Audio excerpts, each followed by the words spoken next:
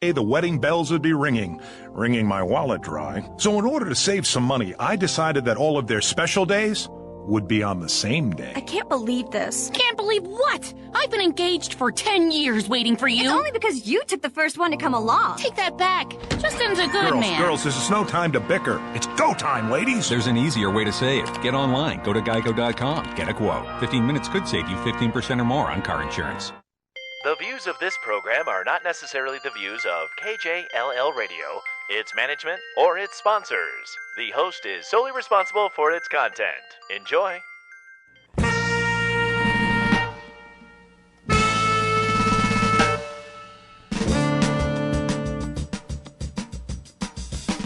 The Jake Feinberg Show, it's on now. KJLL 1330 AM. Tune on in. Please listen up to some jazz interviews each week with the heavies. Don't you know? Pat Martino, George Duke, John Hurt, Dick Burke, Al Gaffa, Nat Hentoff. The Jake Feinberg Show, it's on now. On KJLL 1330 AM.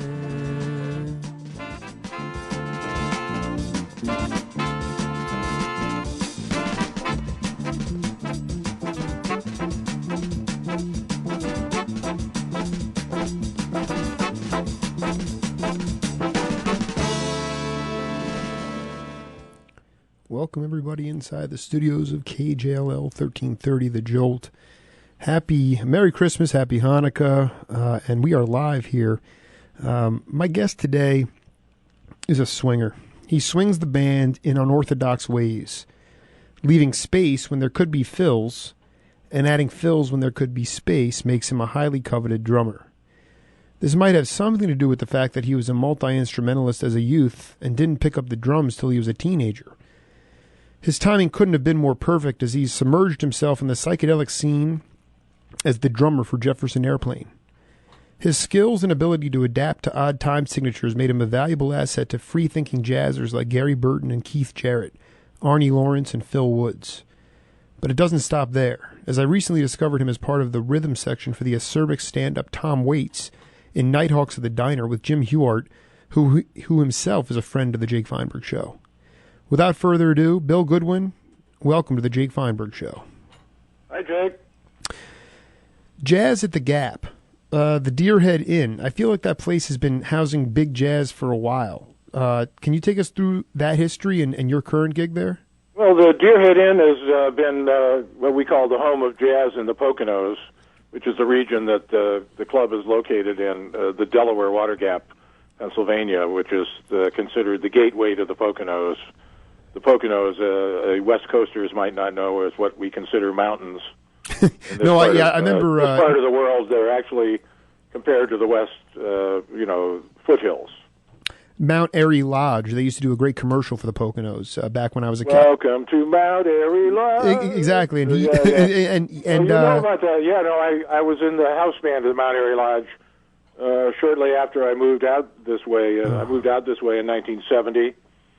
And then I was in 71, I think I was at the Mad Airy Lodge, which was interesting because it was a jazz-oriented show band with a lot of good musicians in it. The bass player was Steve Gilmore, who became my friend and co-worker in many groups, which culminated in us joining the Phil Woods in 1974 in the original Phil Woods Quartet.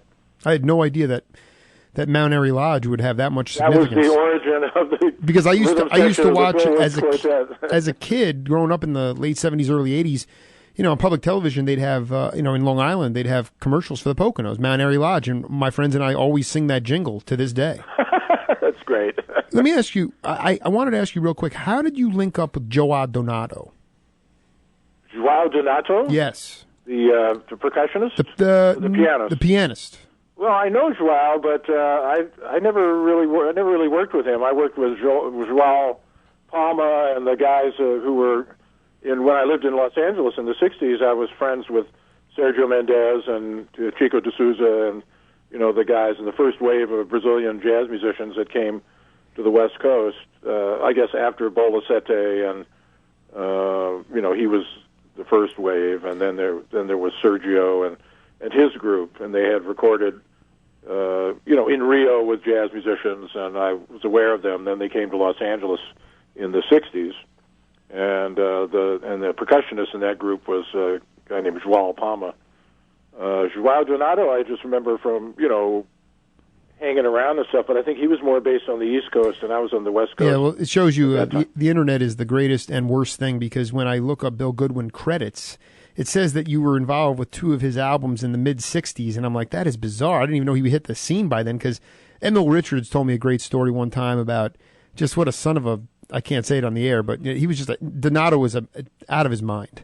But in any event, talk a little bit about growing up in Southern California, especially when new music was being brought to the West. I think I read somewhere where on the East Coast you had guys like Coltrane, guys that were playing visceral music from inside the belly of the beast, where in California they were actually making new instruments, creating new types of percussive sounds that had never been heard before.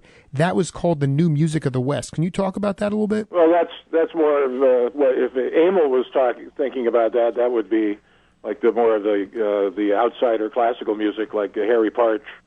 Emil was very involved in that, but Emil and I sometimes played together, but he was more of an emeritus position with the Paul Horn Quintet, which I was in the early '60s.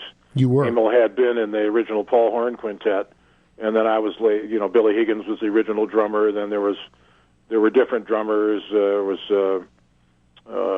Chuck Carter, and there was me, and this is like. I should really go back to when I started playing in L.A. Do it. I was born there. I started playing professionally in 1959. I started playing non-professionally, but on the scene when I was 16, 1958. And then I started playing professionally in '59, by which I mean I got my union card. So I therefore became a professional musician, so became a union member. And I was playing with my peers, mostly in those days, who were, some of whom became very well-known musicians. My first gig as a professional musician was with Charles Lloyd's quartet, which also included Bobby Hutcherson at that time. Wow. And Herbie Lewis on bass and Terry Trotter on piano. And those guys were a year older than me. Charles was maybe 3 years older. He was in college. And the rest of us were like high school kids or just out of high school. And how was it that Lloyd wanted? I mean, he took kids with chops in high school. You guys were doing stuff. You were on the cutting edge more so than maybe some of his because he was older than you guys. Well, that was the thing. It was 1959. I mean, just think about it. I was 18 years old in 1960. I think of 59 and 60 as being when the what hit the fan, right? Because everybody was. Ellington was still alive. He was playing regular. Satchmo was alive and was playing regular. Monk was playing around all the time. Miles was playing, and Cannonball's group. They were all the Jazz Messengers and Jimmy Smith Trio, and there was all these great musicians in L.A. like Hampton Hawes and Red Mitchell and Leroy Vinegar and Harold Land, and Dexter Gordon was living in L.A. at that time. It was a very vital scene. The whole concept, the whole thing about West Coast jazz versus East Coast jazz is kind of funny because I grew up in L.A. And I'm more associated with the East Coast. People don't even remember that I was in L.A. and I was on the scene there for 10 years, working extensively and also touring and living there. It just, Before I moved to New York in '69 to join Gary Burton, I was on the road with George Shearing for a year, in '68. So. Who was in that? Who were there percussionists in that band, or? No, that was. I was listening to your Harvey Mason interview, and you were wondering about the George when he did the Latin percussion thing, and he stopped that before. He stopped that sometime in the '60s before I worked with him. I think he had Armando Peraza and Cal Jader poached Armando, and then he just went back to standard quintet with a 5-piece band. We didn't play the Latin repertoire. George was actually trying to cross over on records into the pop thing. So we did. The one record I did with him isn't even a jazz record. It's like a pop music record with the quintet sound with like a string section, and there's nothing really hip on it except about 4 bars. I'm playing rock and roll, it's so good man, to have it's so good to have Bill Goodwin on the program. No, here's the thing. So you're in Los Angeles. Take me just briefly through the journey from Southern California, and how did you get into the psychedelia of the Bay Area? How did that fusion happen? Well, that's interesting because I used to keep trying to move to San Francisco because I loved it up there, and it always seemed like there was more interesting stuff going on up there. But what happened was I had a very close friend who was a drummer. His name was Spencer Dryden. I had 3 sisters, and Spencer used to date one of my sisters. He was one of the first guys I met when I started playing, and he was an excellent drummer who was kind of stagnating in Los Angeles and was real interested in doing something different than the gigs he was doing. So he went to San Francisco and got involved with that scene up there. He became the drummer with the Jefferson Airplane. He's the drummer on Somebody to Love and White Rabbit, their first hit records. I feel like he was also in the Dinosaurs. He was possibly in the Dinosaurs. He was in the New Riders of the Purple Sage. Exactly. That's what it was. Thank you. After he left the Airplane. But Spencer and I, we stayed in touch, and we always hung out when they'd come down to L.A. to record because, they recorded in Los Angeles. So I ended up playing on one of their records, but I was playing percussion. I think I played drums on something that was never released, but I played percussion on the track called The Crown of Creation. Yeah, actually, we wanted to. You segued beautifully into the because we got a ton of music to get to today. So let's hit this. We'll come back and we'll put you back in time. Okay? Okay, great. We cannot tolerate their obstruction.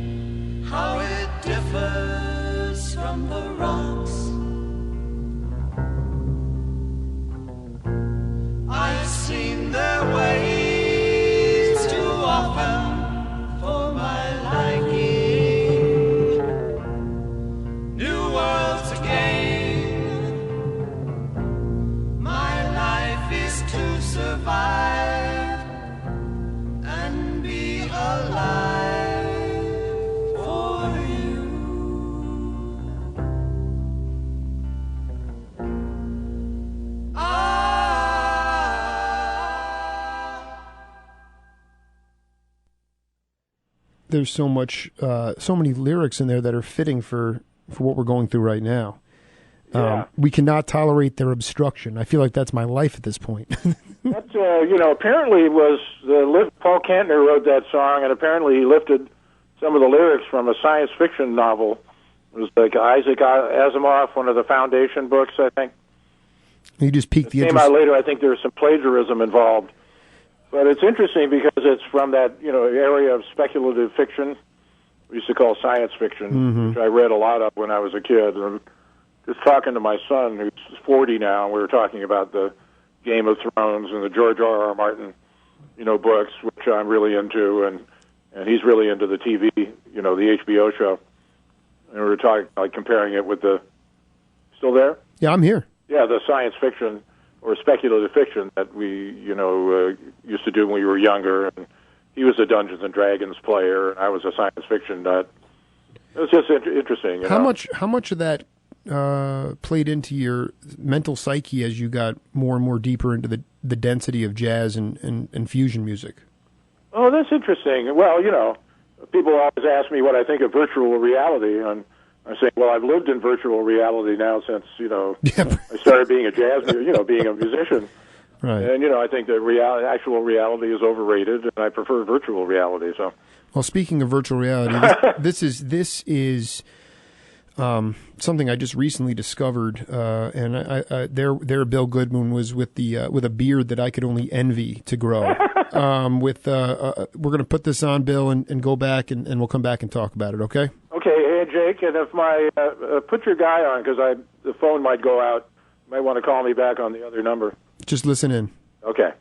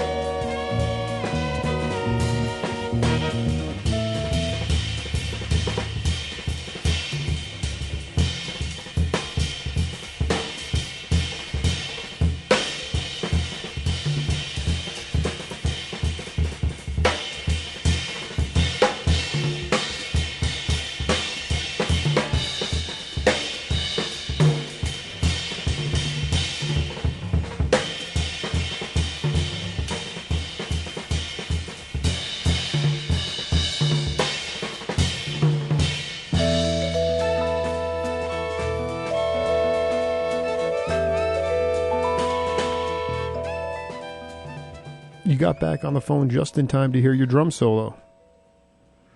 I haven't heard that in so long. That's it's amazing that I still play exactly like that.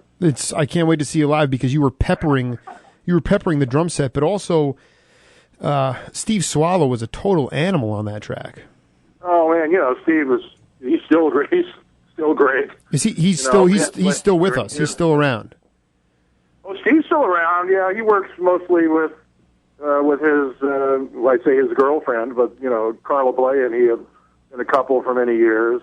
I want to talk. I wanted to ask you about this whole idea of incorporating, a typically classical instrument with Richard Green on violin. You had the vibraphone, then yourself, Jerry Hahn, another maniac, Swallow. Like that was a fusing of multi musical categories at that point. That was to me the beginning of it. Well, you're right. That's exactly right. That was the beginning of what became to be known as fusion. I think Gary's group was a leading group in that. There were several groups when I got to New York in '69 to join Gary, or even when I trips back there. Before I joined Gary, when I was still living in L.A., I would go to New York often and go and hear what the people my age were doing, and that was a kind of peer group. It involved Jeremy Steig and the Satyrs, the fantastic drummer Donald McDonald, and then there was Charles Lloyd's group, quartet, of course, with Keith and Cecil McBee and Ron McClure and Jack DeJohnette, of course, and Gary's group was very leading in that. And they were, we were combining, pop, country, classical, and jazz influences. In Gary's group, that was one of the rare kind of straight-ahead 4/4, rhythm kind of tunes we played. We played mostly straight-8 stuff. We played free. Occasionally we played, what you might call a swing tune, though we didn't play conventional bebop kind of swing, which, of course, is what I was reared in a conventional, time playing and accompaniment. And, I'm a professional musician, so I was, an accompanist, so I'm covering everything. And Gary's group was a chance for me to really stretch out and find really find my personality. I feel like that's drums. Yeah, I feel like that music is going to the Ron McClure, Bill Goodwin, Charles Lloyd, John Handy, Jerry Hahn, that strand is going to come back and boomerang. I don't know when, but I know that's cutting edge music. We need to learn from that in order to progress forward. And it strikes me that there was just your generation of guys maybe weren't necessarily. It wasn't about academia and getting straight A's, but you guys were all well-read. You guys had a good sense of the world. You had an organic sense of the world, and you were more secure with yourselves, and it shows through in the playing. Well, we were young but experienced. I mean, Gary had been working with really great people since he was 16 or 17. I'd been working with really great people since I was very young. Swallow was, on the scene. A little older, but not much, and Richard Green was in the band called Sea Train, and we liked that band. Yeah. That was an offshoot of the Blues Project. And Richard was a basically country player who also could play some classical. He was a very good player, but he played electric violin with a wah-wah. And I love it. I love it. Some different stuff out. He was great. And, and Jerry was very open. Jerry had been in John Handy's group, and they had that great record, which was very, very big radio hit, that Live at Monterey. Exactly. That was a very big thing for John. I almost joined John's group. I mean, he auditioned for that group, and I ended up not working with him, but I did tour with Gabor Szabo in '67, and then I toured with Schering in '68. They're two completely different things. And then Gary called, and I started with him in January of '69, actually about a week from now in 1969. I think it was the 6th or 7th of January. We're talking to just a legendary drummer, session drummer, live drummer. He's played with just heavies all over the place. And we're only halfway through the show, but it felt like 5 minutes. So let's slow this down. We're gonna go to a news break here at the bottom here, come back and do a whole lot more deep psychedelic funk with Bill Goodwin. Hang tight, my man, all right? All right, Jake. All right. This is the Jake Feinberg Show on KJLL 1330 The Jolt.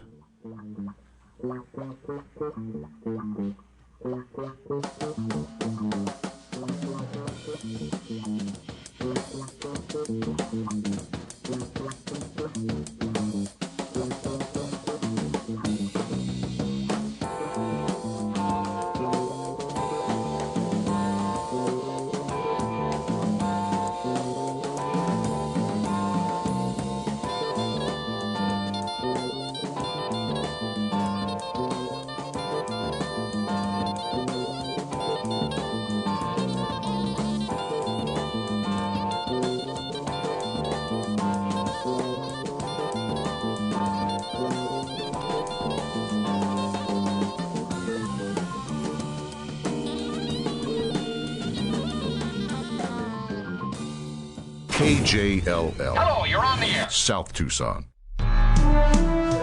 CNN Radio, I'm Paul Chambers. President Obama in his weekly address said it's a special holiday season for U.S. troops returning from Iraq. But some, he says, aren't home from other regions. Let's say a prayer for all our troops standing post all over the world. especially our brave men and women who are in Afghanistan and serving, even as we speak, in harm's way to protect the freedoms and security we hold so dear. Not only will Texas Governor Rick Perry be off the Virginia GOP presidential primary ballot, former House Speaker Newt Gingrich will be looking in from the outside as well. The state announced today that Gingrich failed to collect the required 10,000 signatures. More bloodshed in Yemen. A medic there thinks the death toll will rise. It now stands at 10. Thousands of Russians braved the bitter cold in Moscow today to protest what they believe are rigged parliamentary elections. They want a do-over. The most trusted name in news, this is CNN Radio. At some stores, holiday shopping is hard. Hi, I'm looking for holiday gifts, and I need a poor selection of tech products. You've come to the right place. Our selection is pathetic. Oh, and the prices on your tablets and laptops are... astronomical. Perfect. But at Staples, it's easy to find last-minute deals on great tech gifts like the thin and light Samsung Princeton laptop, pre-installed with Microsoft Home and Student for only $3.99. Easy shopping, easy saving. Staples, that was easy. To Alex, what can I say to the greatest 4-year-old in the universe? I'm already so proud of you, and you can't even tie your shoes yet. You're the best gift I've ever gotten. So here's the best gift I could give in return. Love, Dad. When it comes to your loved ones, give the most selfless gift of all, a secure financial future. New York Life Insurance Company has been protecting families for over 165 years and has the highest ratings currently awarded to any life insurer. Contact your New York Life agent or visit newyorklife.com. E-discovery laws and government regulations require that certain businesses save electronic communication, namely emails, or face potential fines. Barracuda Networks, the world leader in content security, application delivery, and data protection, with more than 130,000 customers worldwide, can help. The Barracuda Message Archiver indexes and preserves all email communication while enforcing policies for regulatory compliance. Save email, avoid penalties. Visit barracuda.com/archiver to try the Barracuda Message Archiver free for 30 days. That's barracuda.com/archiver. As a proud father of 5 daughters, I knew someday the wedding bells would be ringing my wallet dry. So in order to save some money, I decided that all of their special days would be on the same day. I can't believe this. Can't believe what? I've been engaged for 10 years waiting for you. It's only because you took the first one to come along. Take that back. Justin's a good man. Girls, this is no time to bicker. It's go time, ladies. There's an easier way to save. Get online. Go to geico.com. Get a quote. 15 minutes could save you 15% or more on car insurance. Folks, this is Jake Feinberg. One of the first things I wanted to do when I moved to Tucson was find authentic Chinese cuisine. After a tip from the Chinese Student Association, I headed over to Badar Chinese Restaurant. Well, it's been 7 years, and I have never looked back. Located at 7321 East Broadway Boulevard, Badar has been a family-run operation since 1992. The award-winning chef produces succulent dishes from sizzling ginger chicken to salt and pepper shrimp. The thing that separates Badar from the rest is that the chef procures ancient oriental dishes with the exotic island flair of Taiwan. Most importantly, there are no gimmicks or razzle-dazzle at Badar. You won't find any flat-screen TVs or karaoke machines. Badar is a place to go enjoy good food and spend time with your family. It exudes peace and tranquility after a long week of work. So come down and check out Badar Chinese Restaurant. Hong Hao Chu. It's that good.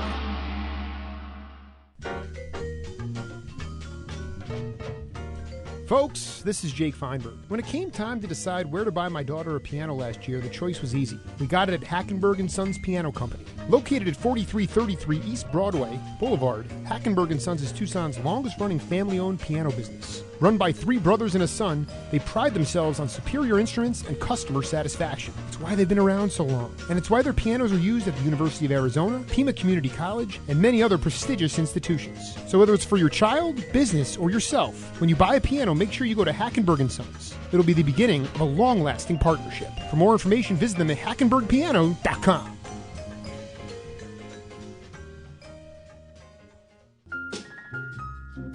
Even the ancient Romans knew that music can soothe the savage beast. But what if there's a beast lurking in your old stereo? Maybe it's popping static, garbled distortion, a skip in the record, or worse, dead silence. Stereo Hospital can restore smooth sound to your receiver, amp, turntable, CD player, or speakers. At the same Midtown location, 4044 East Speedway, for 10 years, Stereo Hospital might be the last shop in town doing quick, guaranteed repairs on vintage and modern stereos. Owner Jeff Brucker has over 40 years' experience as an electronic technician, and he is happy to bring back the joy and memories only your music collection provides. Log on to stereohospital.com or call 722-4610, or just bring that mean old stereo in today. Stereo Hospital at 4044 East Speedway, inside Metronome Music near Alvernon, to calm the beast. In this day and age, people have a lot to protect. You want to know that when you're insuring valuable goods, you have an agent you can trust. Craig Pretzinger is that agent. For auto, home, and life insurance, the Pretzinger Agency is Tucson's most honest and flexible insurance company. Have off-road vehicles or motorhomes? Pretzinger can cover that as well. Pretzinger Agency at 299-5810, located across the street from Sullivan's Steakhouse on the southwest corner of River and Campbell. Trust, compassion, and service. The whole package at Pretzinger Agency. Call 299-5810 or text QUOTE to 602-459-5533 to receive a no-obligation quote. Folks, stress is at an all-time high in the Western world. Physical release of that stress is a major way to adjust your frame of mind. Deep body massage expert Shuli Shi is Tucson's most artful and soothing therapist. Doesn't matter. Deep tissue, prenatal, or Swedish massages, Shuli can do it all at an affordable price. Each session lasts an hour and is only $40. Contact Shuli Shi at 270-3452 for the massage of your life. Professional massage therapist Shuli Shi at 270-3452. Check her out today and loosen up.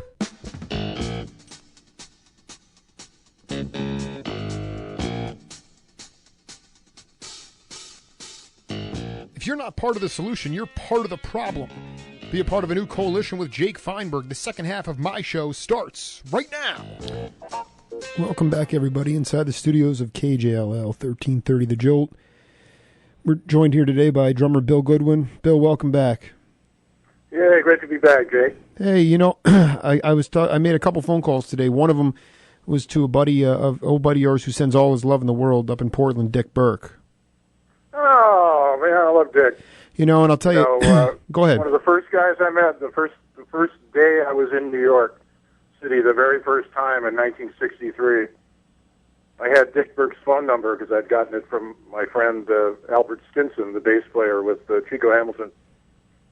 He had gone to New York with Chico, and he had met Dick, and he had this number. He came back, there's a guy in New York who knows all about you. He wants to meet you. So this is like a year later. I'm in New York, and I have this number. So I call him. Hello, is this Dick Burke? He said, yes, it is. Who's this? This is Bill Goodwin. He says, where are you, man? I'm at the President Hotel. He says, I'll be right over in a half hour. Wow. And I literally pulled up in front of the hotel. I got in the car, and we've been friends ever since. It was that kind of camaraderie, and it was a family. I mean, it is. It is. Well, it still is. Yeah, it is. It's always been like a small town. But, you know, that all of that sort of goes manufactured tension between the West Coast and the East Coast. Never really there, not among the musicians anyway. The other guy. I think that's the critics, conceit of some kind. Yeah, I mean, you're a classic example of who. I mean, you bridged both. You're one of the first cats that I've met that bridged both coasts very effectively. But I agree with you in the sense that, that's a discussion for another time. We don't have time to go into this with Bill Goodwin right now. We haven't even gotten out of the '60s yet. We're buried in experimental stuff because I'm about to play a track for you that I'm looking forward to coming back and analyzing it because it's nasty. All right, we'll come back. Okay.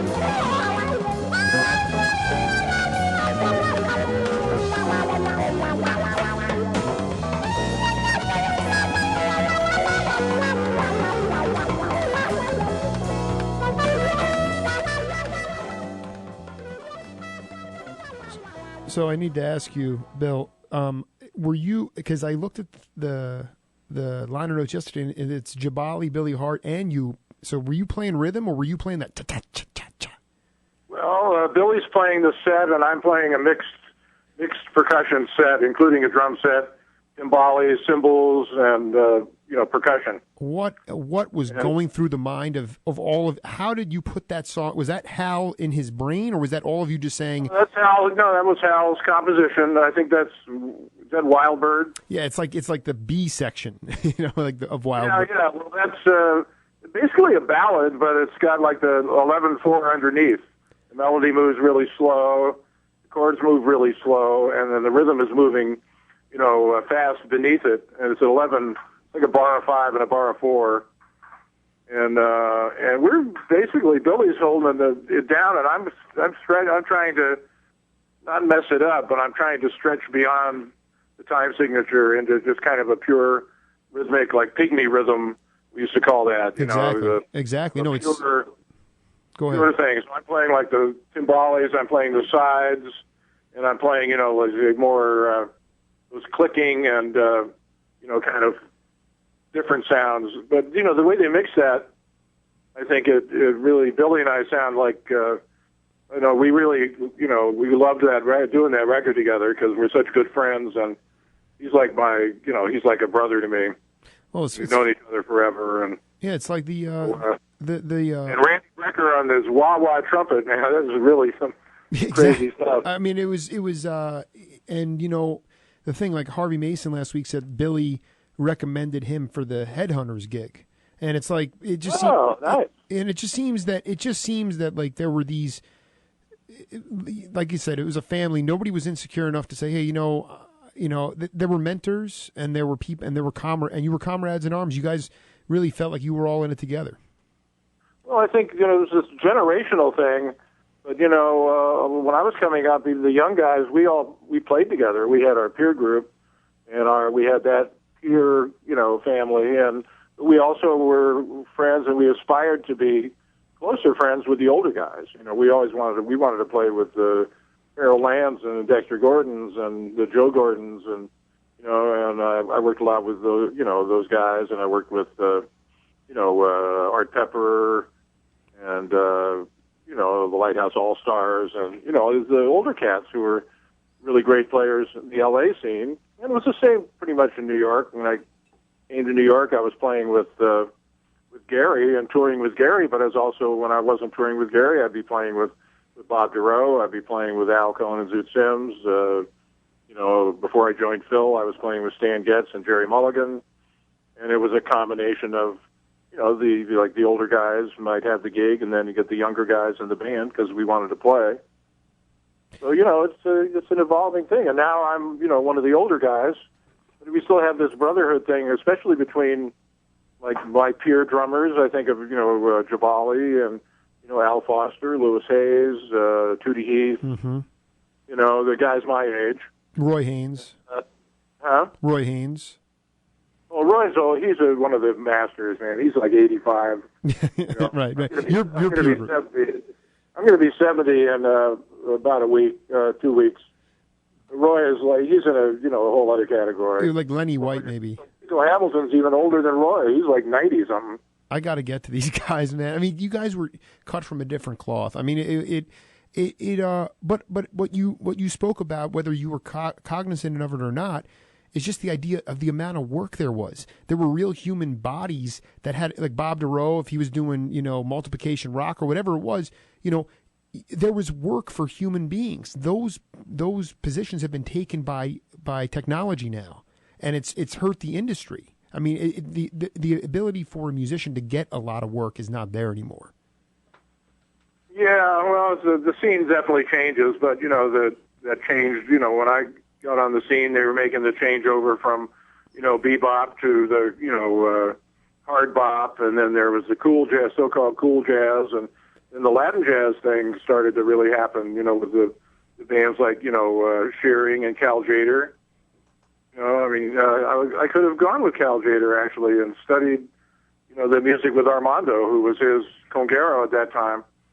And I could have learned to be a really good timbale player, but I decided to do something different, and I went on the road with Gabor Szabo instead.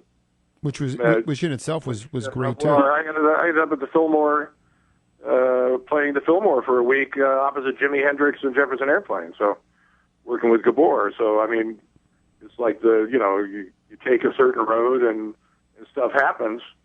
It was a far different scene. The scene now it's like that is taking place in places like Lower Manhattan and Brooklyn, and the young guys now who are coming out of the schools mostly are gathering together and starting bands, and and some of them are a lot of people have a lot of stuff going on. It's just different stuff than we had going on, and I still work at that large club. I work small clubs with my own groups, and I also work large clubs with other people, and sometimes with my own groups, and I tour, with my own group a little more, and there's always something for me. There's always something going on, but truthfully, I would hate to be starting out now. Well, here's the reality. It's not that people still have stuff to say musically. I'm also going to tip my cap to myself because there aren't people covering it anymore.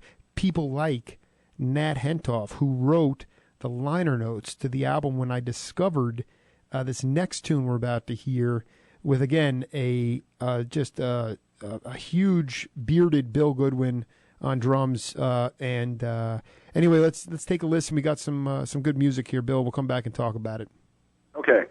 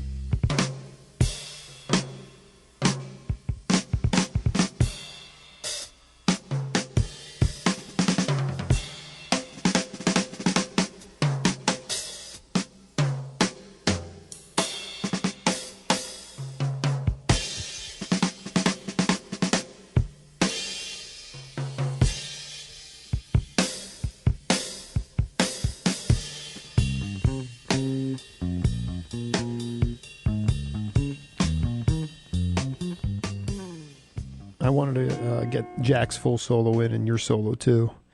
That's good stuff. Yeah, I haven't heard that in quite a while. That was Jack Wilkins' first album, Windows.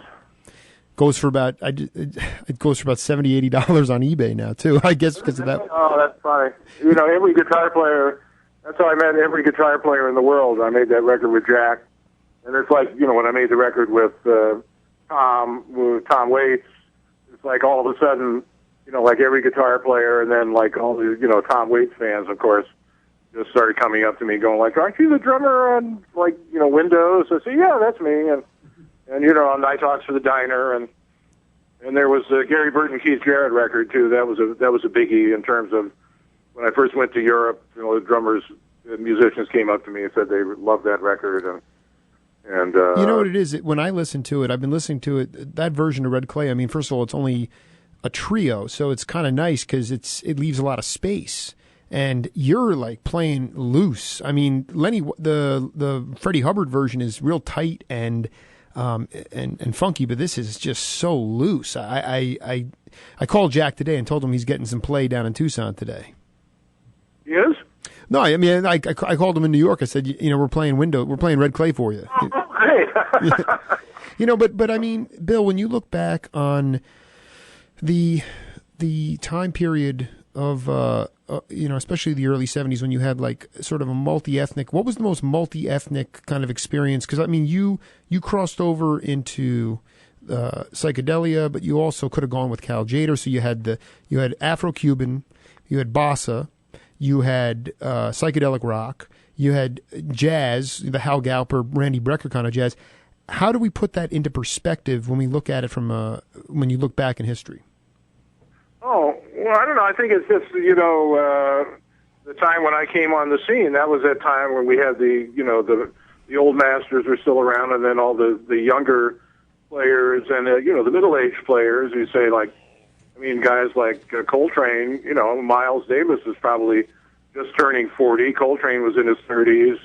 You know, there was guys who were a bit older than we were, you know, 10, 12 years older, and then they were, you know, the young crowd, and the whole thing came together with all the, you know, that Brazilian thing came in, and I guess, you know, always was interested in anything that had to do with rhythm, and I've always loved, you know, African music, Indian music.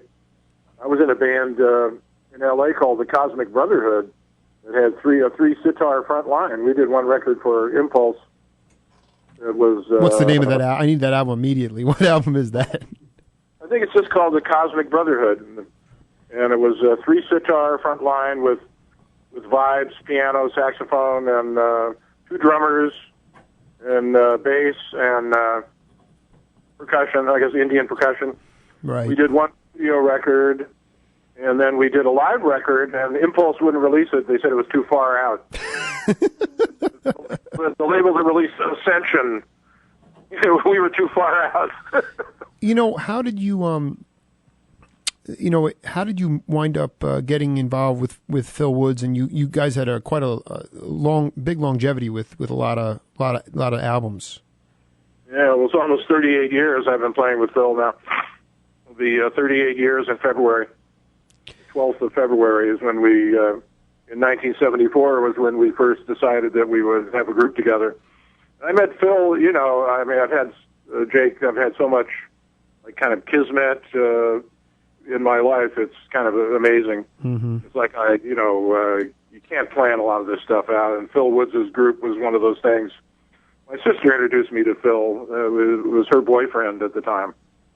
And they've been married now for many years. Oh, wow. But at that time, they were both living in L.A., and they both had recently divorced.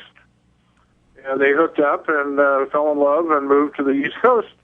So on arrival, they came and stayed at at a house in Mount Bethel, Pennsylvania. It's the same town that Bob Duro lives in, still lives. And they came and stayed with me for 2 months while they were getting their footing, and ended up, you know, acquiring property and moving to the area. So it was kind of, in a way, I attracted Phil to me through my sister. But he already knew my work. We just never played together. And I, of course, had been following him since he first started, you know, since I was a kid. I loved Phil Woods. I mean, he was a big favorite of all of ours, all of the younger guys, because he was a magnificent player in the 50s, and we all started, listening to records. There was Bird, and there was Art Pepper, and there was Phil, and, Gene Quill, and all these great alto players. But Phil was always outstanding.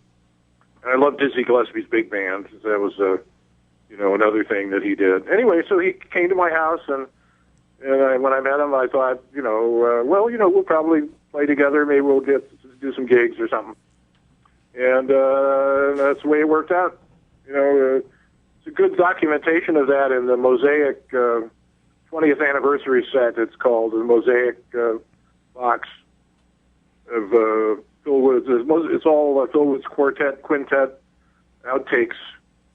It's from the time when I started having something to do with Phil's recording process. I started producing his records in '79, and I'm still doing it from time to time. We don't make many records these days, but we do. I'm usually involved, in some capacity, as a drummer or as a producer, or sometimes both. Well, Bill, I got to tell you, it's been a trip to listen to just a plethora of your drumming and percussion over the last few weeks. Gene Perla, was kind enough to put me in touch with you, and I know we have a lot more to discuss. But I appreciate you taking the time on this holiday weekend to do a live show with me. It's really an honor to be with you, and I look forward to talking to you in the near future. Well, thanks, Jake. It's a pleasure to talk to you, and I love to get nostalgic about the past, what I can remember of it. The thing about coming from the '60s, if you remember it, you weren't really there. That's right. I was there, and I do remember some things. Well, we'll talk in the future, and I appreciate you. Yeah, I appreciate you being part of the coalition, and I wish you all the best in the new year. Thank you, and same to you, and Merry Christmas, or whatever you're celebrating. And yeah, we're doing Christmas and Hanukkah. And a Happy New Year. Thank you, sir. And we'll talk to you soon. This is the Jake Feinberg Show, KJLL 1330, The Jolt.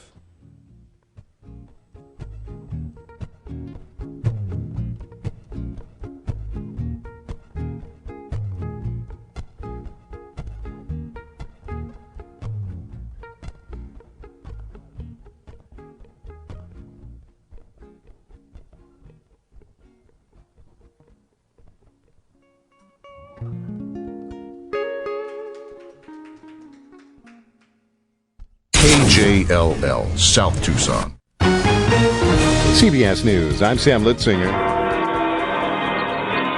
A busy weekend for Pope Benedict and for the tens of thousands of people who've come to the Vatican to see and hear him. He celebrated Christmas Eve Mass.